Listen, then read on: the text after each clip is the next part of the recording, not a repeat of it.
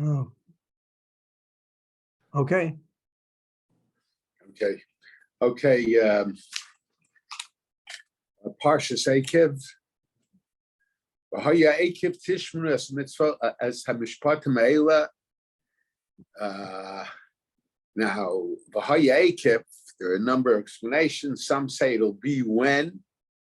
Some say that this will be the reward, because when you hearken to these ordinances and you observe and perform them, Hashem, your God, will safeguard for you the covenant and the kindness that he swore to your forefathers. So the focus is on the word Eikev. And the simple pshat of Eikev is when or because. In other words, it's telling us either that because we do the mitzvos, we will be rewarded, as the rest of the Parsha talks about the rewards that we'll get, that God will bless us and make us many, and make our agriculture plenty, and we'll be blessed from all the nations, etc., etc.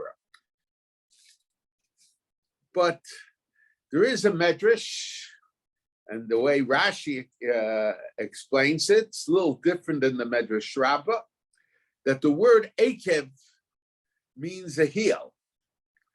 And from a Medrash perspective, the Medrash is saying it'll be when you observe the mitzvos that the heel of men trample on it. So then the following things will happen.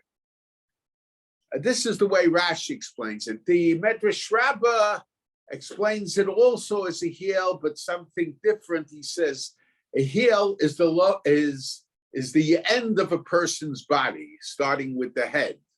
So the reward is going to come at the end. So Eikev could be understood as the end. It will be in the end, implying that the real reward is not the reward that is mentioned here in the Torah about your agriculture and all that, but the real reward is L'olam Haba.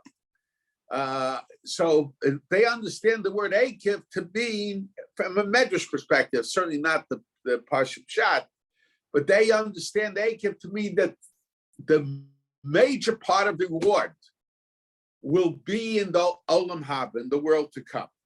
But the simple reading of the Parsha seems to talk about the reward in this world.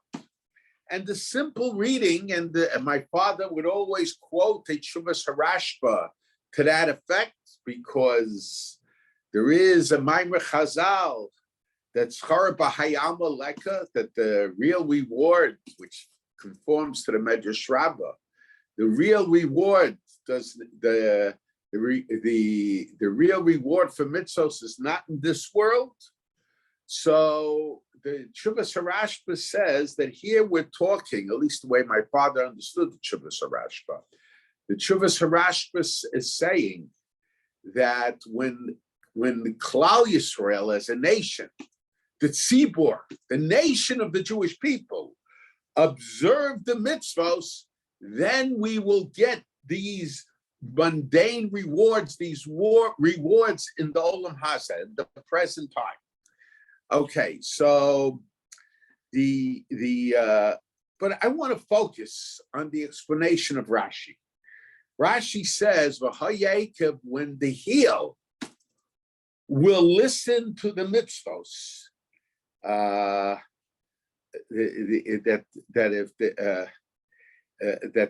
when the heel will observe the mitzvos," and I'll read you, "Im hamitzvos hatalo sha'adam dosh be'ekvav," with his heel, tishmu, will listen. So it's to be understood from a medrash perspective that not just that you will listen, but your heel will listen. Now, we have to understand, what is the idea? So on one hand, it says mitzvos that a person naturally steps on it with his heels.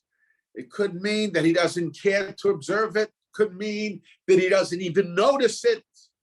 But mitzvos that he does not, that mitzvos that he doesn't observe, that a person doesn't observe, he ignores it, he walks over it. So then the question is, how can we say, and the simple reading of the Pasuk is that we're talking about the Jewish people as a nation. So how could you say on one hand, when the Jewish people as a nation will observe the mitzvos that man naturally walks over with his heels, steps on it with his heels, ignores it, then we will get this reward.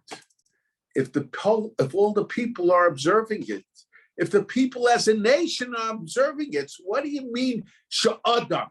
Adam doesn't mean one person. So what does it mean that when the people, the Jewish people, will observe the mitzvos that man naturally ignores and walks over it. So then we will get these rewards, or because of that, we will get these rewards. So what is this? So how are we to understand it? And it's very interesting. The pasuk says, "V'shama l'cha Hashem l'kecha l'cha esabris v'esachesed asher nishbal avosecha." That what's the first thing? That God will observe the command, the covenant, and the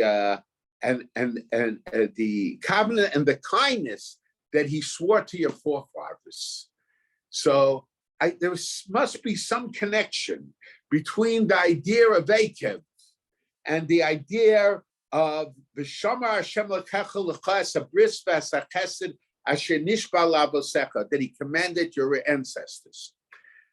Now, meaning Abraham, Yitzchak, Yaakov. Now, there's interesting. The Rabbi Yehuda Chassid, the Sefer Chassidim, he says there are certain mitzvos that somehow are constantly ignored. And if a person gets involved and somehow has an influence and has an impact, that the mitzvos should not be ignored, he said those mitzvos are considered like a mes mitzvah. A mes mitzvah is if there's a person who died and no one knows who, and no one is taking care of the burial or anything. So even a Kohen, even a Kohen Gadol, who is not allowed to be metame himself, who could not defile himself to the dead, is required to be involved with the burial of that person. And there is a mitzvah that people ignore, that is ignored. So it's like a mes mitzvah, Rabbi Yehuda Chassid says, if my memory serves me correctly. I don't have a Sefer Chassidim, but to restore or to revive the importance of that mitzvah. Now, every time I look at Parshas Eikev, I am reminded about mitzvos that people trample on, that are ignored. I am reminded of my father. And specifically, of course, my father was involved in restoring observance and regard for many areas of halacha, many areas of mitzvos. To a certain degree, When my father came to Chicago, at that time, people make up all kinds of stories. There's revisionist history. But at that time, Kedushas Beis HaKnesses was being threatened. It wasn't just Kedushas Beis HaKnesses was being threatened in the manner of movements outside of halacha being concerned about Kedushas Beis HaKnesses. But even among those that observed halacha, those who were part of movements committed to halacha and to do the mitzvos,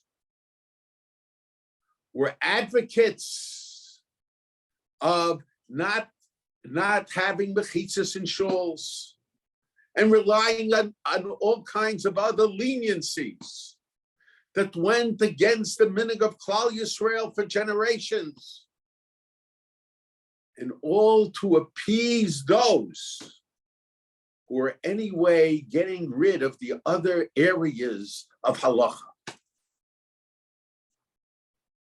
And my father was Moshe Nefesh, literally Moshe Nefesh, for this. There are a lot of people today who take credit for it. But in the spirit of the Avos, Echad Haya Avraham Avinu, my father, to a large degree, stood alone.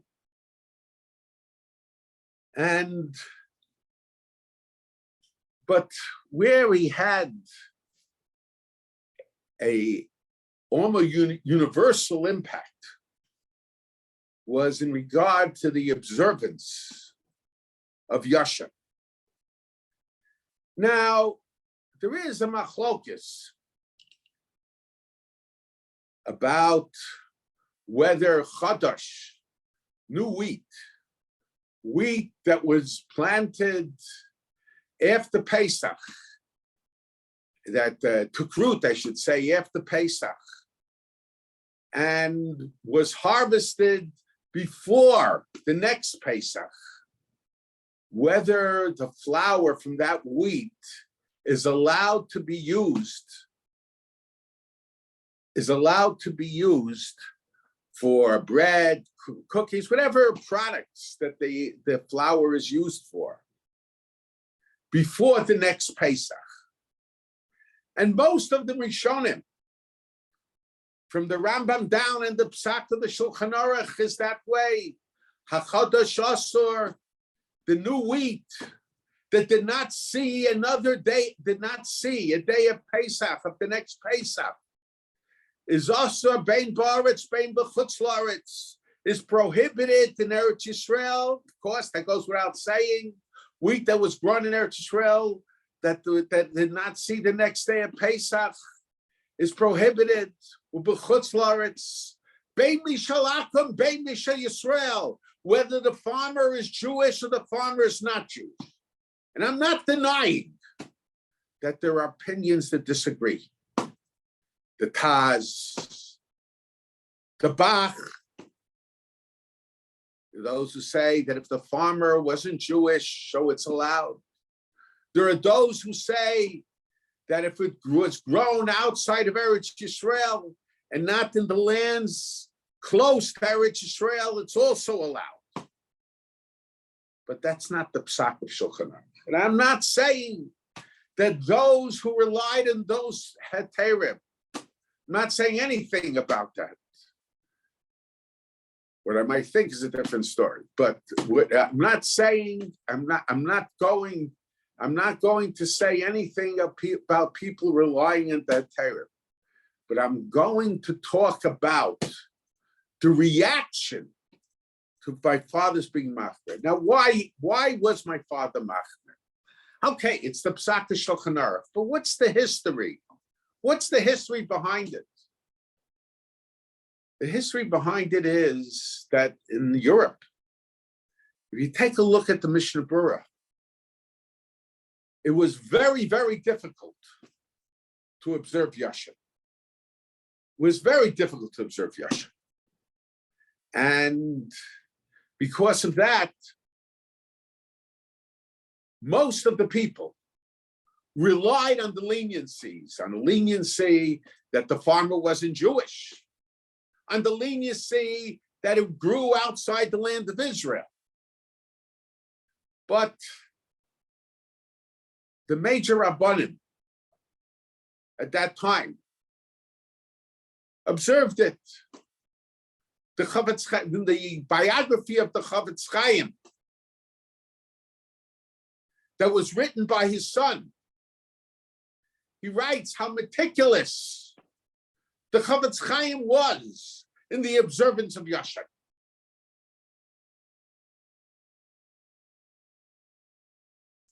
And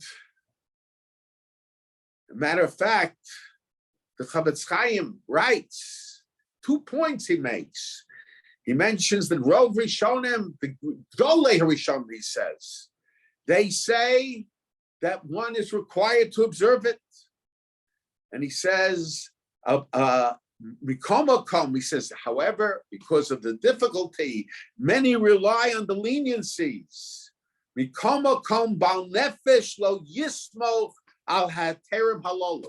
Someone who is a Baal Nefesh, a person with real commitment, will not rely on the leniencies. B'yachmir al atzmo, and he'll be stringent for himself.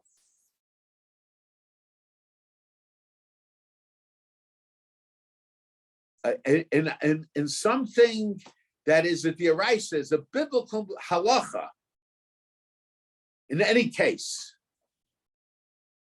And then he goes to say, but if you know for sure that it's Chadash, if you know that it came in the example he gave, he said inside Russia, I don't know what areas he was talking about, but he said all the wheat coming from in the middle of Russia, that we know for sure was planted after Pesach and was harvested before the next Pesach. And when the people were using it, it was before the next Pesach. So you have to be careful not to use it during the winter time.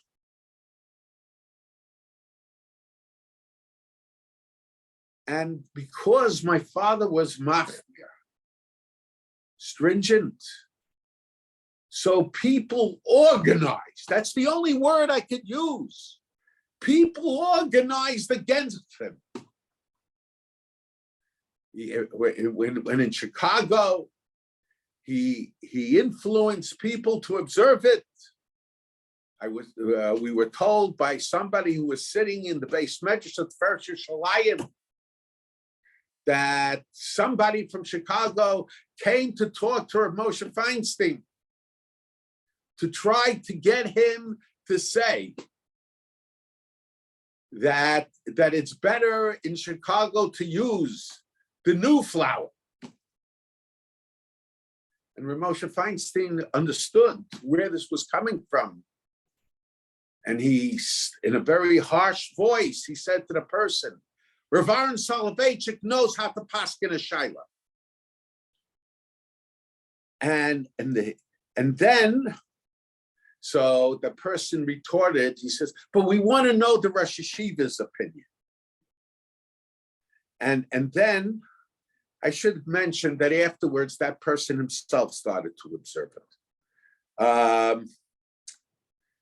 And then at that time, so they came up. Now, my father, what was my father's reasoning? Because in America, we were able to get statistics. We knew pretty much, I shouldn't say exactly, we could find out which products were Yashan and which products weren't Yashan. Which products there was a doubt about, and which products we knew for sure were chadash, were prohibited. That was like the wheat that came from inside Russia that the Mishnah Berurah says you have to be careful about. And somehow all those that scream about the Mishnah Berurah all time. So not only that they didn't observe it, this is a free country, you can do what you want, and there are opinions that permit it. but they almost went in a war against the observance. And they started saying, it's an Isser of Gaiva. It's haughtiness to observe it. These same people who adopted chumras that don't have a foundation, all of a sudden speaking about Gaiva. The same people who would not go to a caterer, who had a mashgiach, a caterer with Shomer Shabbos.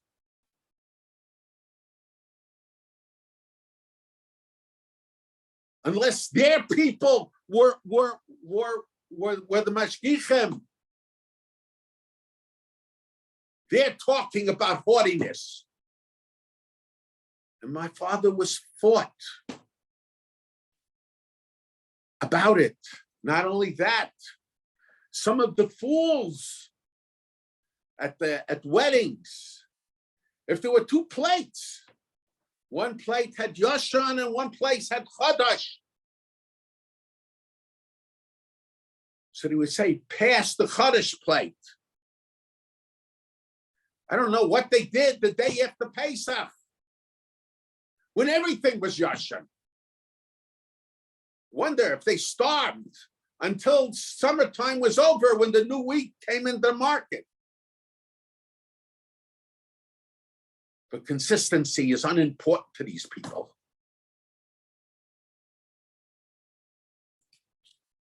And what is interesting is that it eventually became accepted.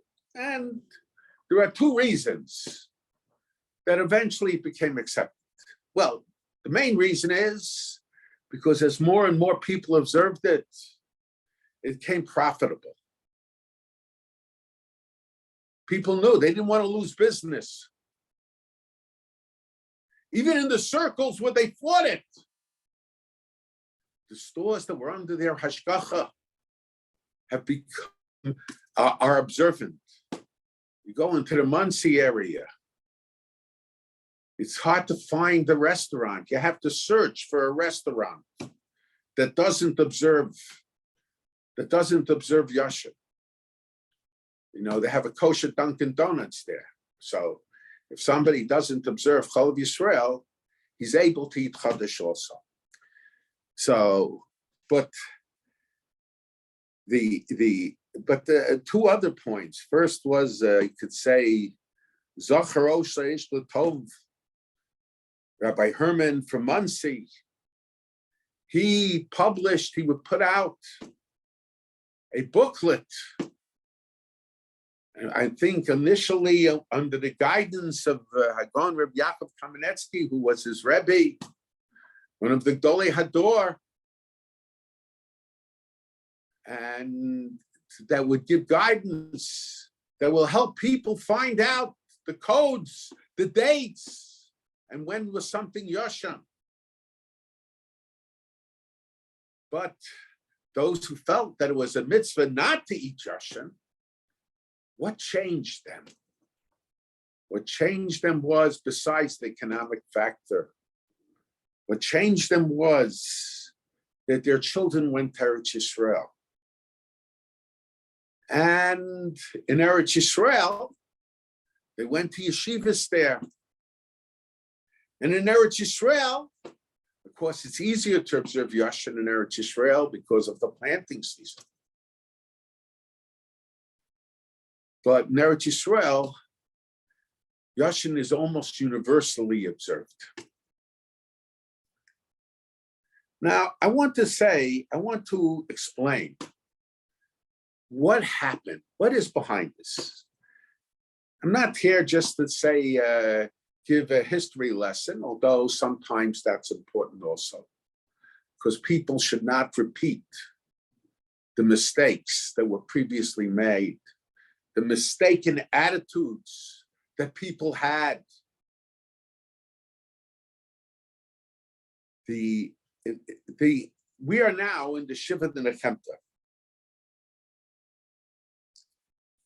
And in the Shiva Nechemta, we have 7 weeks of Haftorahs, special Haftorahs. And the Haftorahs are words of consolation after Tisha B'Av, between Tisha B'Av and Rosh Hashanah.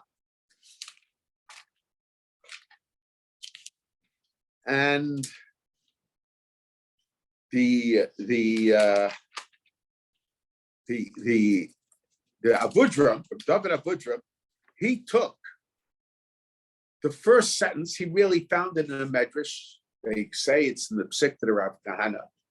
It's not in the Girsa, in the text of the Psik to the Rav Kahanas that we have in our possession today. I've checked with Svarim that bring down the different Girsas of the manuscripts that we have. But Rav David Avodram apparently had a medrash that says this. The first Haftarah, that was the Haftarah of this past Shabbos, is Nachmu Nachmu Ami. And the way Rav David Avodram says, God turns to the Nevi'im and he says to the prophets, comfort my people, console my people, says HaKadosh Baruch Hu. The next Haftarah, that's the Haftarah of this week's Sedra, is Vatomer Tzion Azabani Hashem V'Hashem Shechechani. The Nevi'im, the prophets, upon hearing the command of God to console the people, so they go to the Jewish people and they try to console them. And the Jewish people reject the consolation of the Nevi'im, of the prophets. And they say, Hashem has forsaken me. My Lord has forgotten me. And then the third week, the Haftarah Parshas Rei next week. Aniya Sa'ora lo nuchama, hine anochi marbitz bapuch hamanayich b'yisaditich b'sapirim. O afflicted, storm-tossed, unconsoled one. So then, according to David Avodram, the Navi comes back. The Navi comes back to God, and he says, the Jewish people rejected our consolation. So then, in the fourth week, the Haftarah of Shoftim, Anochi hu menachemchem. It is I, God, that has menachem you. It's not just the Nevi'im, it's not just the prophets. So if we accept this process that Rabbi David Avodram mentions in the name of the Medrash, that we weave together the first psukim, or parts of the first psukim of these Haftarahs, one has to wonder, why are we playing this game? Why is HaKadosh Baruch Hu seemingly playing a game? Why didn't HaKadosh Baruch Hu right away say, Anochi, Anochi, hu menachemchem, I am the one who's consoling you? Why did he first send the Nevi'im, the prophets, and then the Jewish people reject the prophets? And then the Jewish people come back.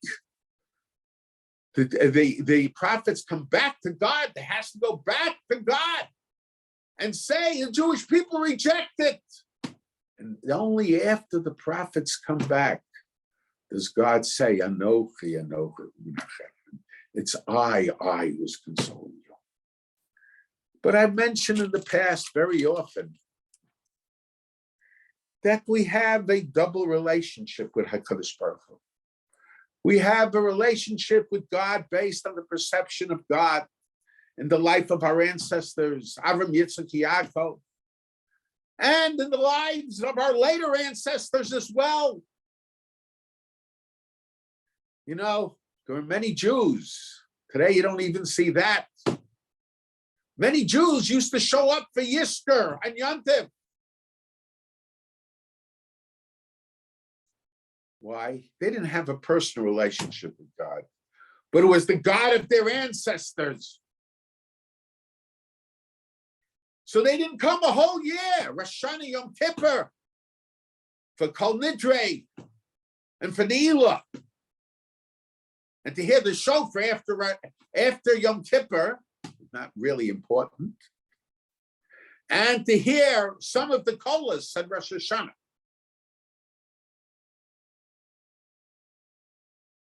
But they would come because of the God of their ancestors. But they didn't have a personal relationship with God.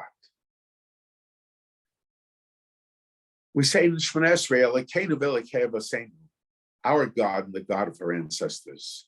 And we have to have a personal relationship with God and see God in our own lives. But unfortunately, many Jews do not want to see God in their own life. They want to see God in the life of their ancestors. They want to see God in the life of their teachers. They want to see God in the life of their rabbis. But they don't want God to be part of their own life.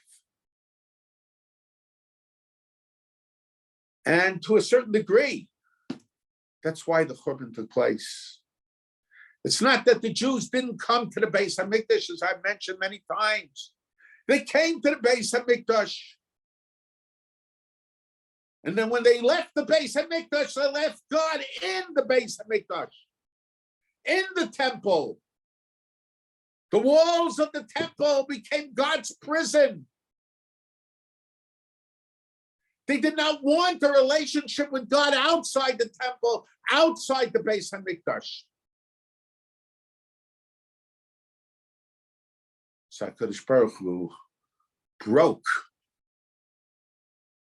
the walls of the Beis HaMikdash. You know, the Gemara says that the 7 days of Sukkot, I'm not talking about the first day, but the remaining days, the biblical mitzvah of taking a lulav and esrog, that's at the Mikdash or in Yerushalayim, whatever it might be, in the Beis HaMikdash. But after the destruction of the Beis HaMikdash, it was instituted the mitzvah smachtam lefnei Hashem, the mitzvah of taking the lulav and esrog at the Beis HaMikdash, all 7 days of Sukkot, which did not apply outside the Beis HaMikdash, the last 6 days of Sukkot. The Chachamim instituted that it applies the last 6 days also. In other words, the mitzvah of smachtam lefnei Hashem, you'll show display joy before God, is outside the Beis HaMikdash. Zeicha l'mikdash, to remember the Beis HaMikdash. I think the idea is we have to remember the Beis HaMikdash, that when we go to the Beis HaMikdash, we don't leave God in the Beis HaMikdash. How can we allow God to come with us to our homes, to our streets, to our business, wherever it might be? This is smachtam lefnei, you're lefnei Hashem. You're before God wherever you are. So the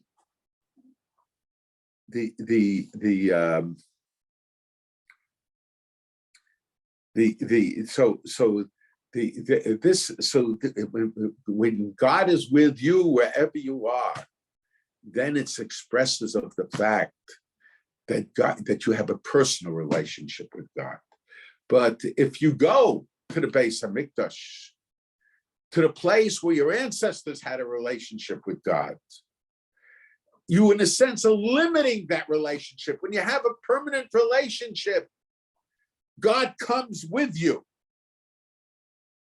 And that's why the Beis HaMikdash was destroyed, because the Jewish people, when they wanted a relationship with God, it was only in the Beis HaMikdash. They didn't take God with them. When you look at the reasons the Beis HaMikdash was destroyed, the reason Yerushalayim was destroyed, they don't talk because the Jewish people weren't careful about the avodah, the service in the Beis HaMikdash. They talk about all kinds of other sins that applied outside the Beis HaMikdash. If we took God back with us from the Beis Hamikdash, we wouldn't have committed those sins. When you know you're standing before God, you're careful how you act.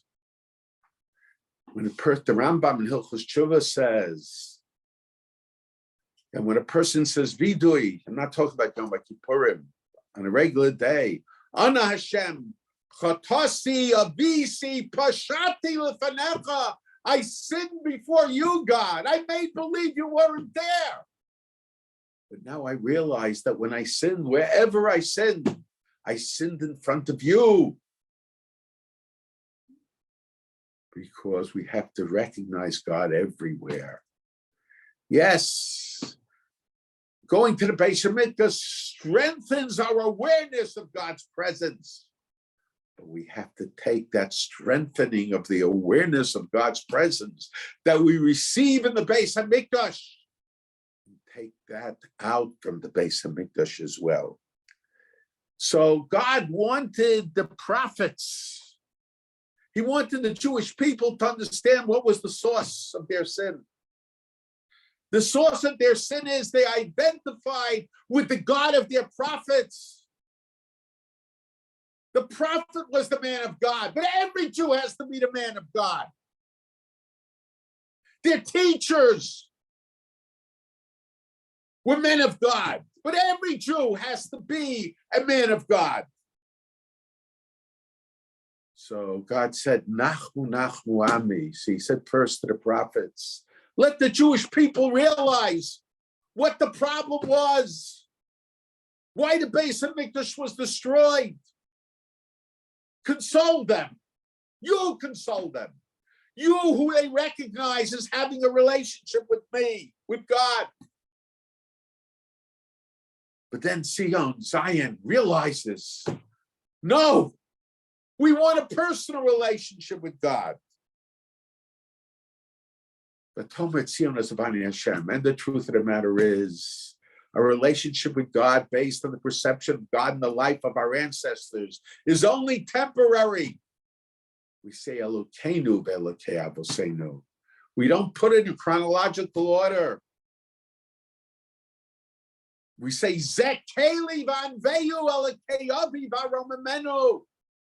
This is my God, the God of my ancestors.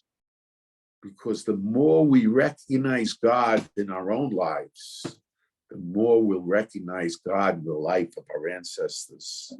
V'tomet Zion es Avani Hashem. Zion feels God is not in their life. So they're ready no longer.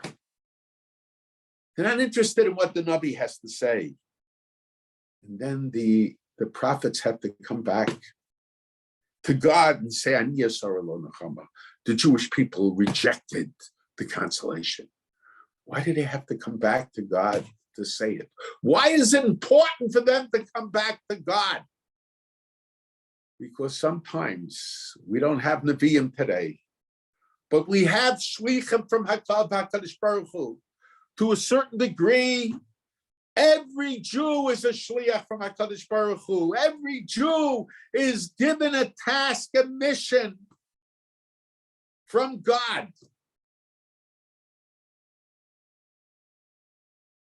And especially our teachers, our rabbis, have a mission from God to spread his Torah, the Klal Yisrael. But what unfortunately happens is sometimes people don't create that personal relationship. They do mitzvahs of the Torah. Why? Because that's what their rabbi wants them to do. That's what their teacher wants them to do. That's what the person they want to identify with a Gadol B'Torah. They want to be seen as part of his group.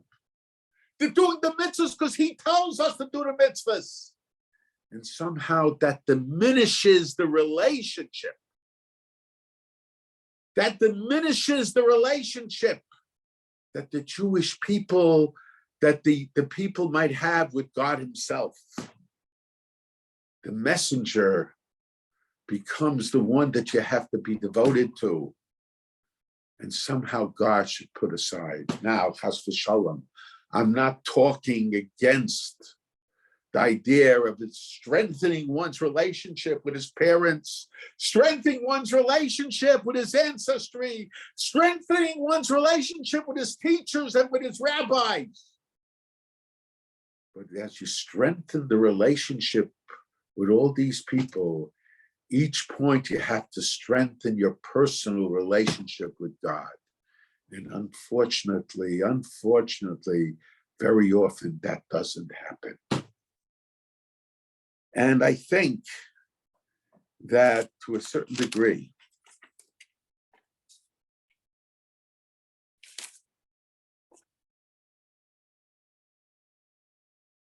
the leaders, the teachers, the representatives have to be on guard. The Navi has to be on guard. Yes, you can have a relationship with God through me, but that doesn't eliminate the importance of having a personal relationship with HaKadosh Baruch Hu. Navi, of course, doesn't chas v'shalom mean to prevent the individual Jew from having a relationship with HaKadosh Baruch Hu. Chas v'shalom.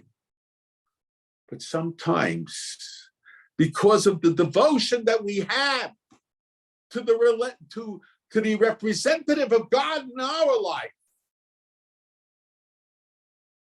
sometimes God becomes more hidden, and we become less sensitive to the presence of God in our life. Now, and we have to understand, and what is true about our teachers and about our rabbis, and what was true about the Nevi'im, about us in regard to the Nevi'im, about us in regard to our teachers, about us in regard to our rabbis, is sometimes it also has to do with the nature of the community we're involved with. Sometimes we observe certain mitzvos. We observe, we follow certain approaches in life because that's the approach of the community. And we want to feel part of the community. And when we say Asher Kiddushanu b'mitzvos b'tzivanu, somehow our focus is not so much that we're doing the mitzvahs as a command from HaKadosh Baruch Hu. According to Maniyama, mitzvahs tzrichas kavana. What is the kavana? Not just the kavana to do it. Kavana is to fulfill the mitzvah that HaKadosh Baruch Hu commanded us. But if we only do the mitzvah because we want to fit into the community, if HaKadosh Baruch Hu plays no role in it, then there's a serious problem, besides whether we're fulfilling the mitzvah or we're not fulfilling the mitzvah. But let's say we become detached from the community, or changes take place. Don't we see the attitudes in our community over the last couple years? Things that were considered the greatest averos by some today has to be tolerated. Why? Because the attitude of the community changed. And when you deal with the attitude of the community, it's a bigger problem than the attitude of our rabbis, our teachers, although sometimes our rabbis' attitudes, and unfortunately, or even our teachers' attitudes, are sometimes molded by the perception of the community. And the community very often is dependent upon the people who give money, what their attitude is. Very often we want to please them. So we change our attitudes. We become influenced by the outside world.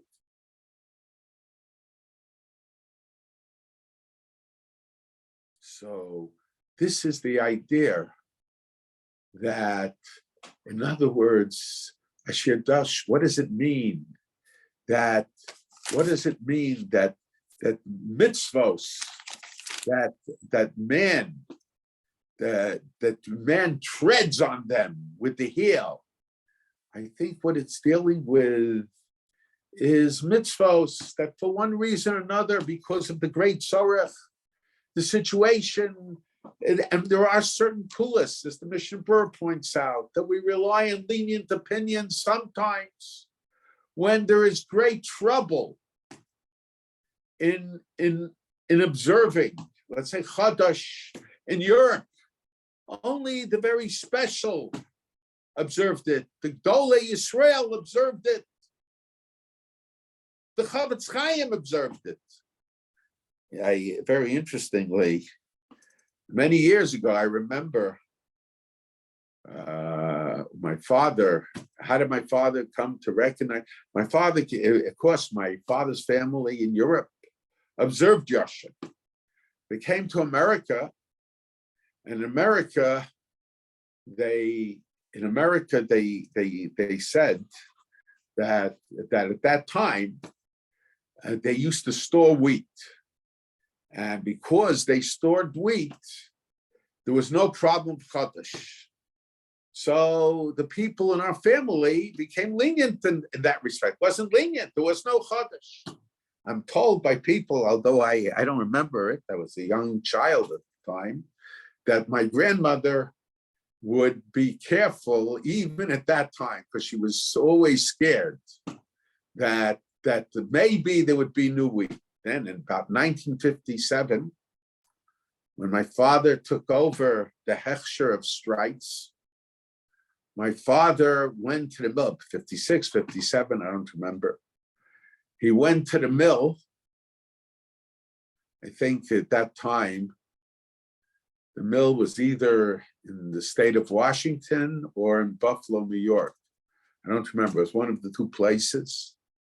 And he found out that they just started using new wheat. The custom in America changed. Whereas they used to store the wheat, now they weren't storing the wheat anymore. But matzah was always yashin. So my father would eat yashin, and my mother bought a freezer, and they stored for the whole duration of the Chodesh period, they stored rolls, bread, whatever it was. And my father was really the first one to observe Yashan because of that. And there were other mashgichim that gave speeches against the observance of Yashan. But they even said that the Chavetz Chaim didn't observe it. I mean, clearly in the biography, the son writes that he observed it, and the Chavetz Chaim himself says about Nefesh. Must have assumed the Chavetz Chaim was known as a Nonav, and if he wrote Bal Nefesh, he must have thought that he wouldn't write something like that about himself. I don't know, whatever the nonsense is, but these were the speeches that were given in those days against it. But I want to focus. But the reason people resisted it, because their attitude of mitzvos was, we go with the flow. People would tell me, we go with the flow. What everybody else does. My father did not go with the flow. My father did what he felt HaKadosh Baruch Hu wanted him to do. As I once told one of the people, dead fish go with the flow, live fish go against the flow. Now, but I want to focus on one other point. the expression Rashi seems to see that Eikev Asher Tishmu, that it almost sounds like the Eikev. So it's almost, why do they talk about the Eikev as they talk about the heel? Why about the heel? Now, I think when somebody, chas v'shalom, has a stroke, sometimes he can't move his limbs, can't move his feet, can't move his hand. It depends on the nature of the stroke. When a person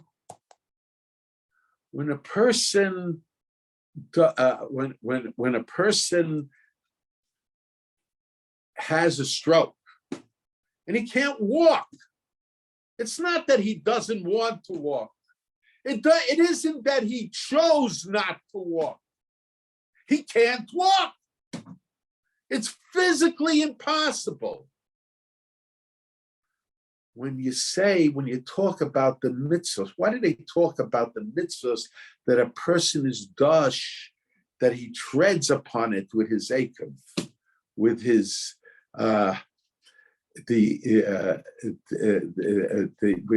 with his heel? It's almost like the heel steps on it.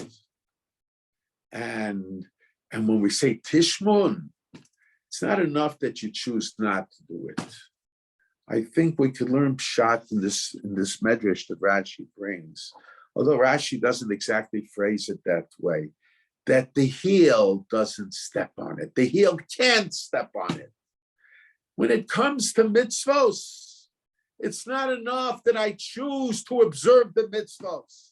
When it comes to losa, says it's not enough that I choose not to do the things that the Torah prohibits. Because if it's just with that attitude, there could always arrive situations that if I can do it and I choose not to do it because of the particular situation, I might choose not to do it. I might choose chas v'shalom to do it, to do the aveira and not to do the mitzvah. Our attitude has to be, we can't do it.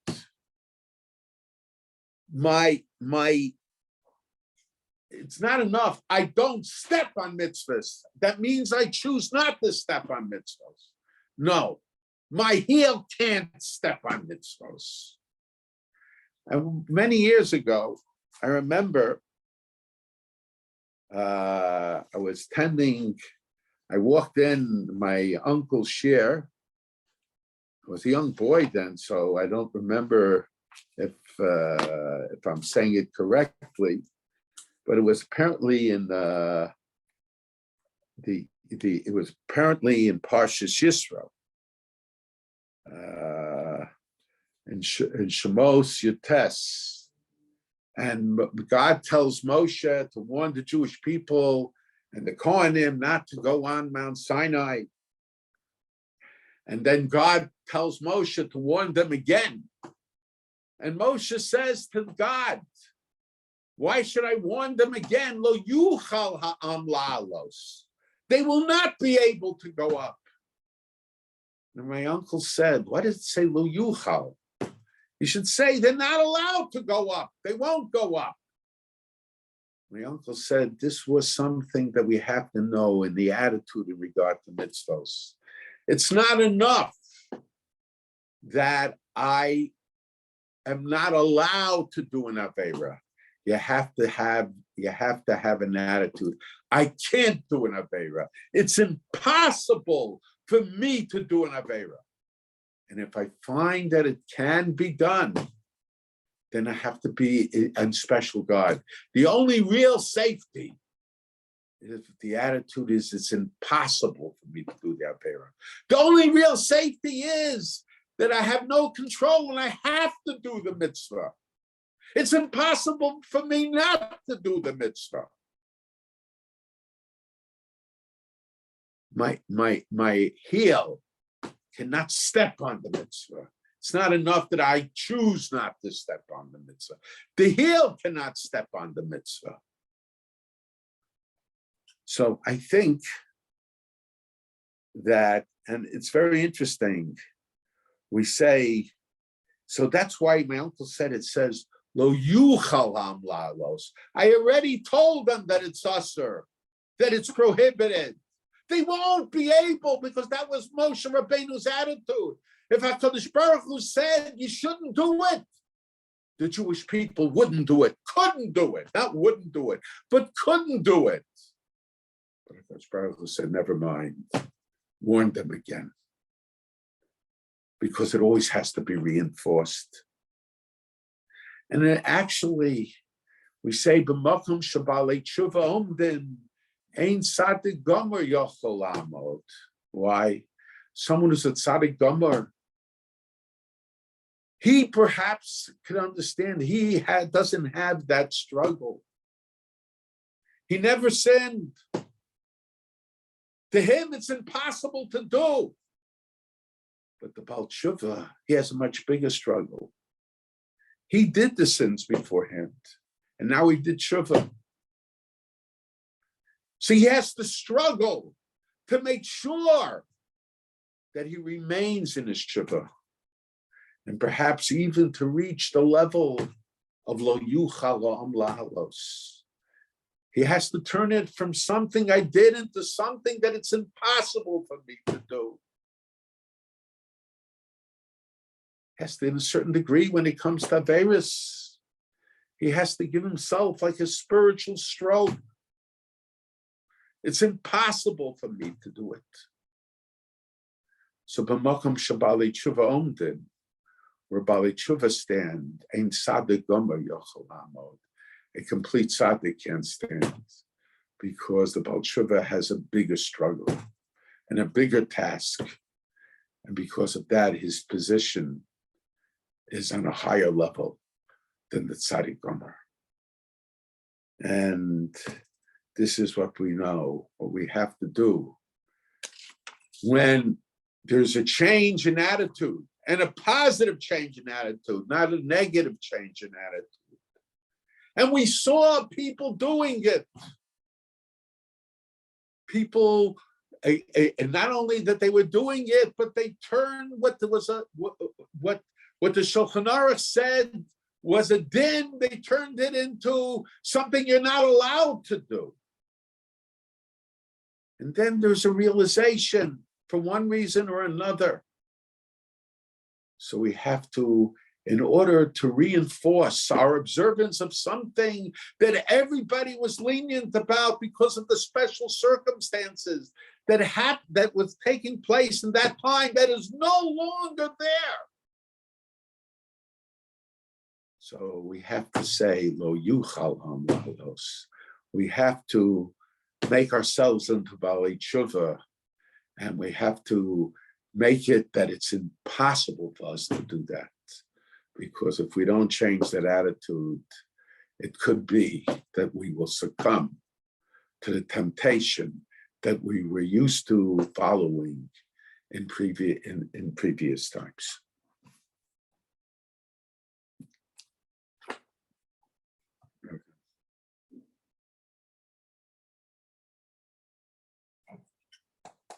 Okay, thank you, Moshe. There were a few questions. One of them, well, there were statements as well that of admiration for your father. Of course. But there was a question that did your father's insistence on Yashin influence the community against him on other issues like the mikvah used for conservative conversions? They probably was a fear of my father's attitude in general, sticking to the law and not adapting to what were sometimes considered the necessities of the time. That's what I'll say. I will say that in both issues, many of the people that had the opposite view had changed their minds later on. Somebody asked who, I know you're not going to answer this. So somebody asked, who was the person who started to keep Yashin? I know you want to answer that. Who started to keep Yashin? My father was the first to keep Yashin. No. I know the person who asked about Moshe Feinstein. I'm not going to say. Yeah, I know. First of all, I wasn't there. It was all based on hearsay from somebody that was there in the base medrash. Okay. Another comment that not only do dead fish not swim, they smell too. A question, can Ramosha discuss a question you raised about the beginning about Adam? So the answer is, it means that it's talking about mitzvos that initially most people did not observe it, but then there was a change in the community, and then people started become observing of it. Okay, there was another question when you mentioned that the people in the midbar, they didn't reject. I'm trying to rephrase this. They didn't reject HaKadosh Baruch Hu, but there were cases where they did.